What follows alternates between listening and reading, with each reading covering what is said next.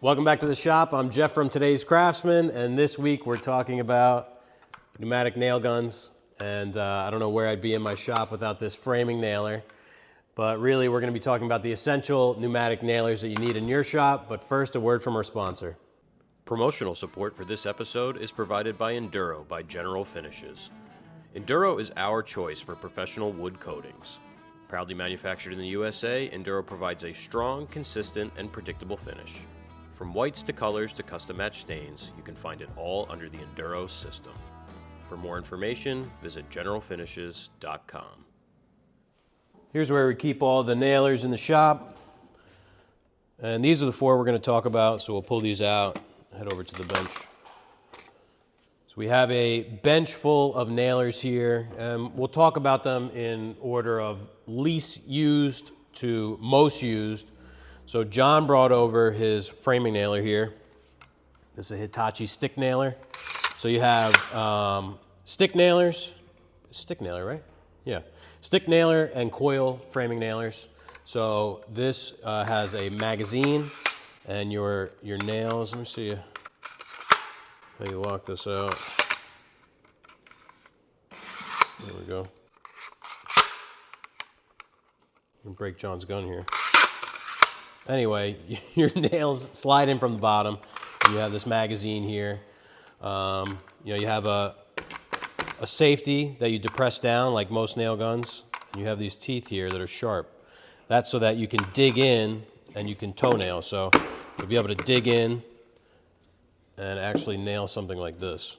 So this is how you would, frame up a wall. You don't want to toenail like this.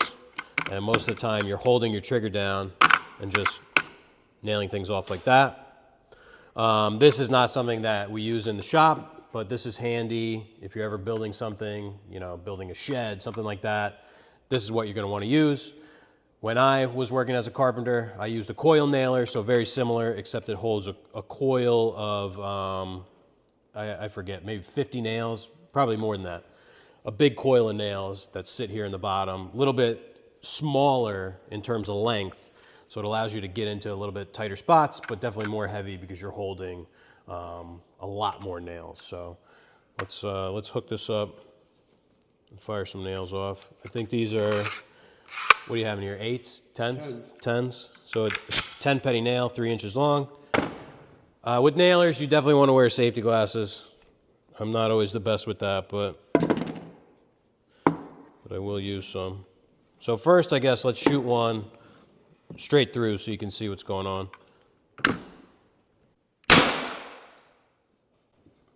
Slightly into the bench there. So you see you have your nail there. And they're collated nails. So they're held together by, in this case, paper.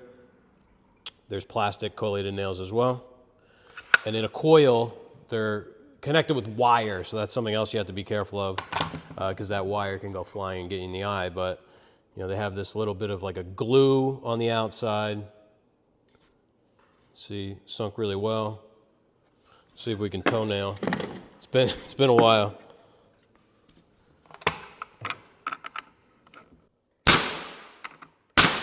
So you would do 2, 1, and then you could toenail your ends. Look at that, none of them went through. So framing nailer, good for framing, hence the name. So the second least used nailer would be the 16 gauge. So this basically never gets used. I keep it in the shop. Mostly because I had it at home and I wanted to get it out of my house. So I used this a lot when I was a trim carpenter. So this shoots up to a 2.5 inch nail, and the 16 gauge refers to the size, the diameter of the nail. And this is good for trim work. So if you're casing, doing baseboard, this is what I would use. I'll give you the same perspective here. Maybe this is a better angle.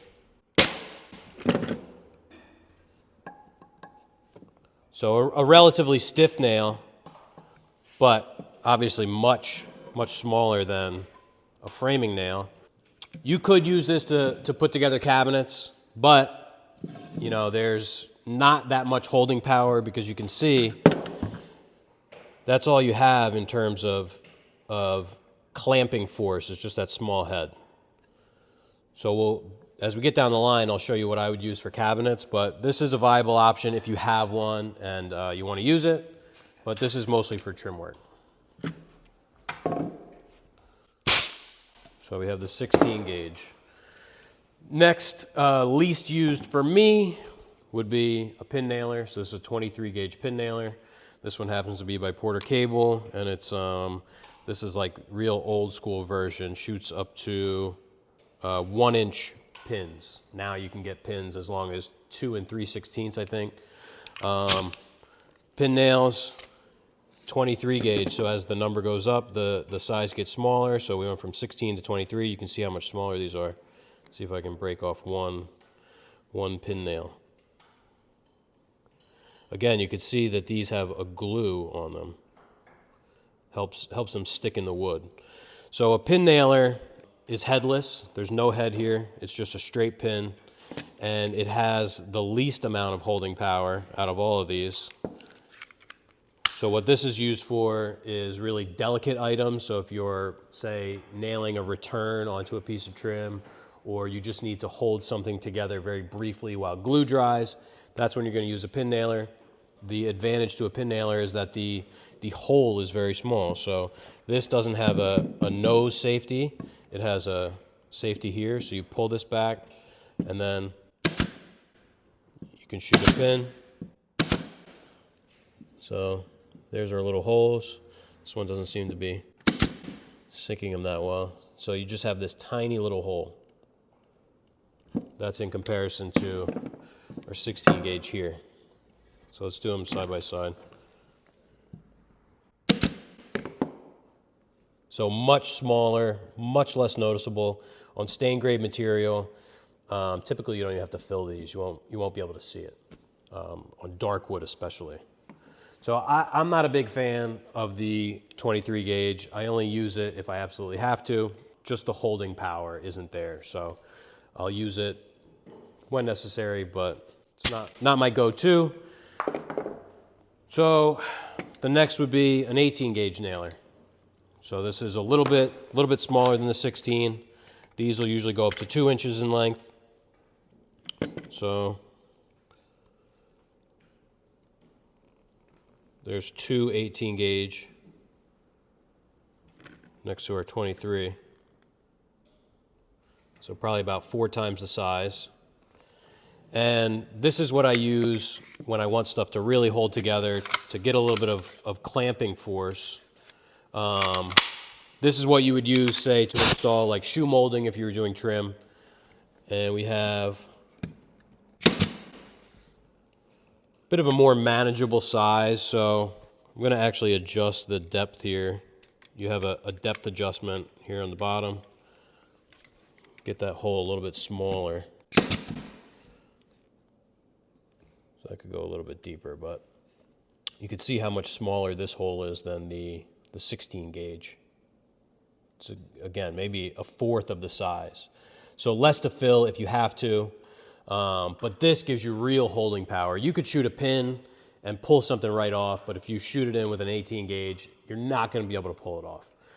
So you have to weigh, what do you want more? Do you want more holding power, or do you want more concealment of your fastener? So I tend to go with the 18 so that I can guarantee that it's really going to hold.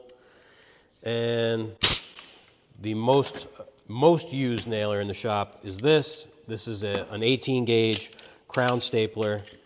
So this shoots 18 gauge staples, so they're the same size as the 18 gauge nail, but you can see it's a staple. So this, I believe, will shoot up to 1 5/8, 1.5 inches.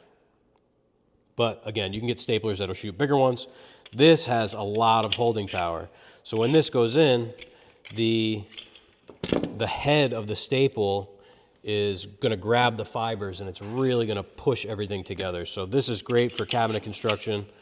You could take your cabinet box, you can staple it together, and then come back with some screws, and you have a really strong cabinet. So you can see how the head there it's going across the fiber. So you want to shoot perpendicular to the wood grain. You can go this way, but you're not going to get as much holding power.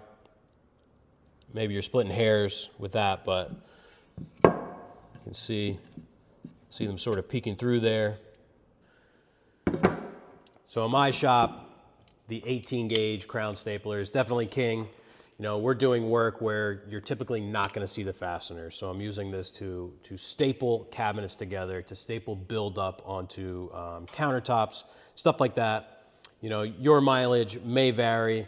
I'd say that the best all around would definitely be the 18 gauge. You can use this, again, you could use this to build cabinets. You can use it to attach decorative molding, to do your trim.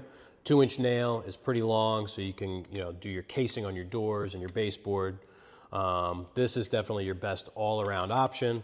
So if you're in the market, keep your eyes out for combo kits. So sometimes you'll see they'll sell a little compressor and usually 2 nail guns with a hose. So that's sort of your all-in-one. And cordless is an option as well. And if you'd like, we can make a video on that. Let us know. If you have any questions, leave them down below. We'll see you next week.